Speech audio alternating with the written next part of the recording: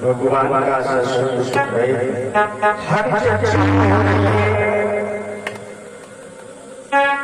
आनंद ही आनंद उमड़ रहा है।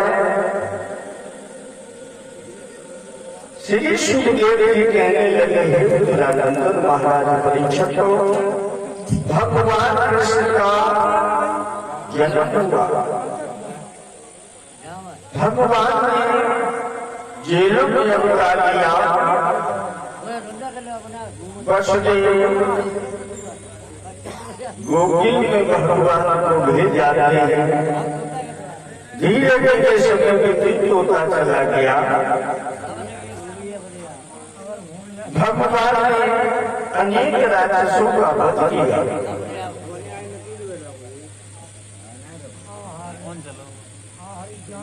पूतना जैसे राक्षस ने काबू किया। अब भगवान थोड़े सयाने हुए तो भगवान का काम पड़ा है माखन चोरी का। भगवान माखन चोरी करते हैं, माखन चुराते हैं।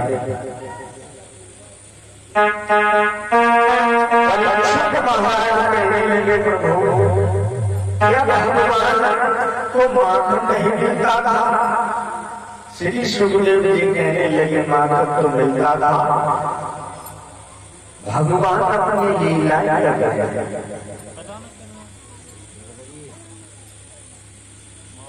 तो भगवान को बुलाते हैं, भगवान का भूख लगाते हैं, उसी घर में चले जाते हैं। दुनिया वाले कहते हैं बालक साधारण है, पर परमात्मा को जो बुलाते हैं भगवान खाने के लिए चले जाते हैं।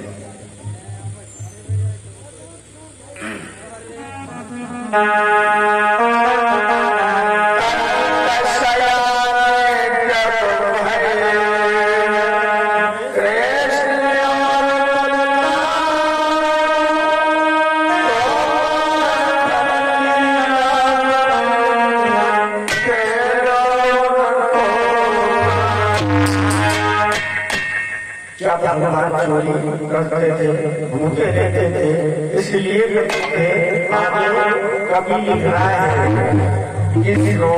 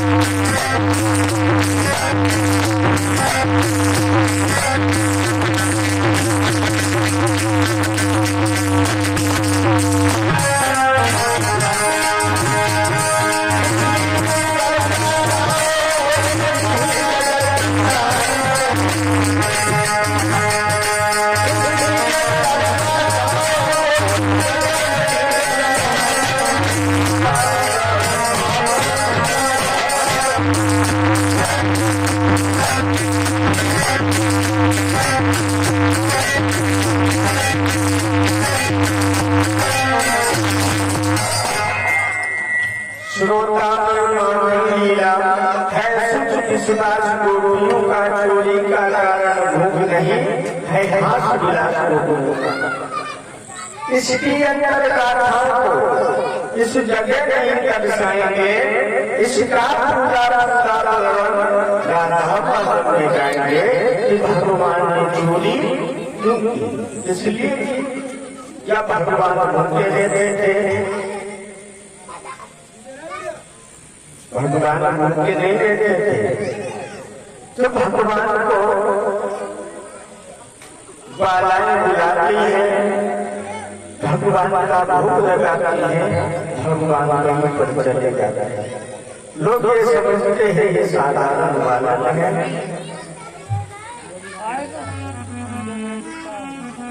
कि जिस समय घरों में ब्रजवाला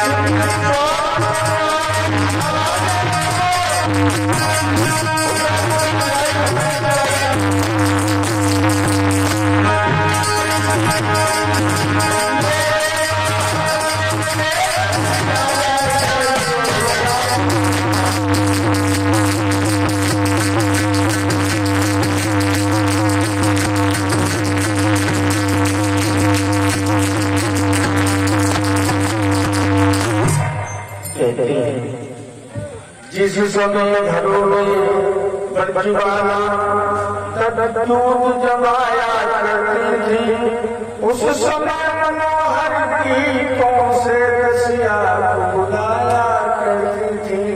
भगवान को बुलाते हैं, आ जाओ रसिया। श्री सुखदेव जी कहने लगे, महाराजा परीक्षित हो, भगवान घर में जाते हैं, माँ का खाना देते हैं, बुलाते हैं तब जाते हैं, नहीं बुलाते हैं भगवान का भोग लगाते हैं। भगवान किसी की मटकी छोड़ देते हैं, भगवान बालों को ले जाता है, माखन खाते हैं। लिखा है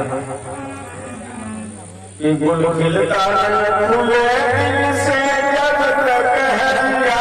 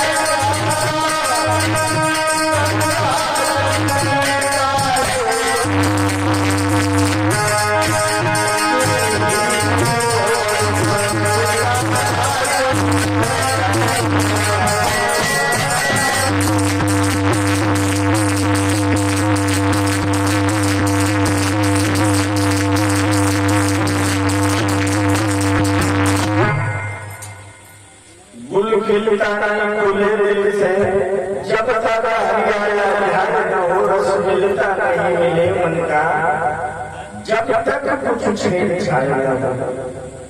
जिस तरह रात का जलता था गंगा मुनि का जोड़ा था, त्यों ही इस ओर मछुआ था कुछ चले और हंसुआ था। भगवान श्री कृष्ण के साथ में मनसुख भैया,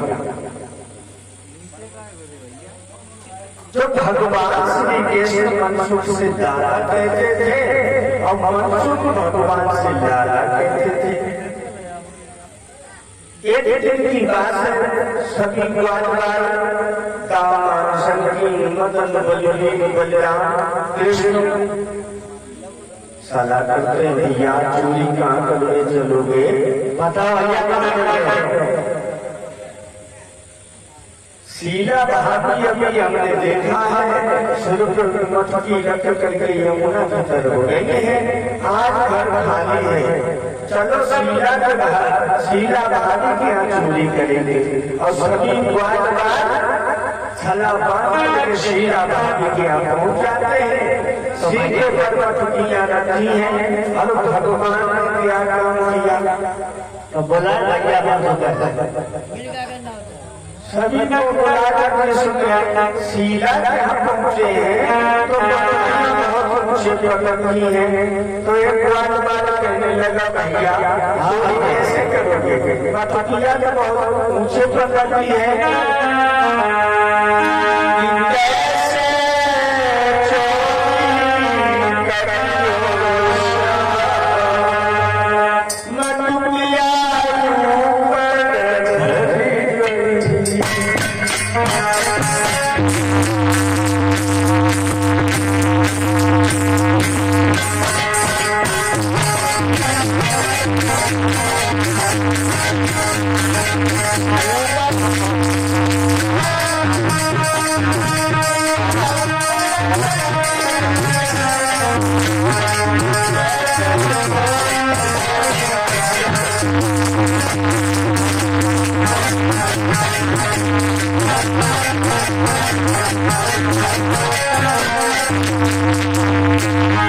मटकिया बहुत ऊपर है, एक बार करने लगा है भैया मनसुख क्या करोगे?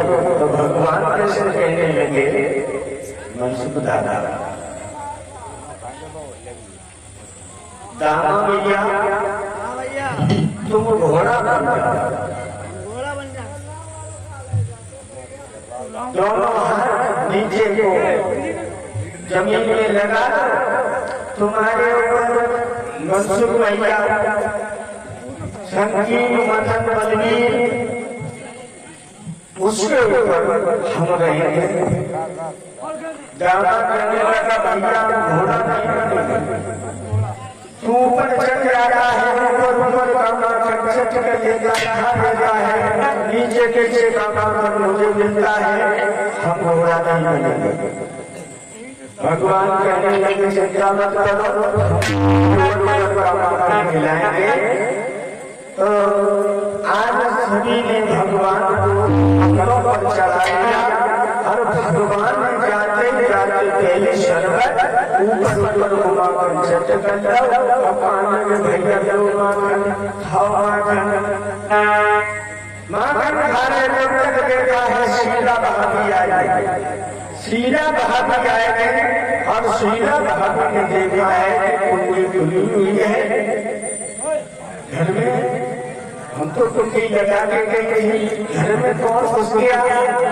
आगे बढ़े तो देखा है द्वार वाला भगवान माखन खा रहे हैं। जैसे शीला भाभी को देखा तो सभी द्वार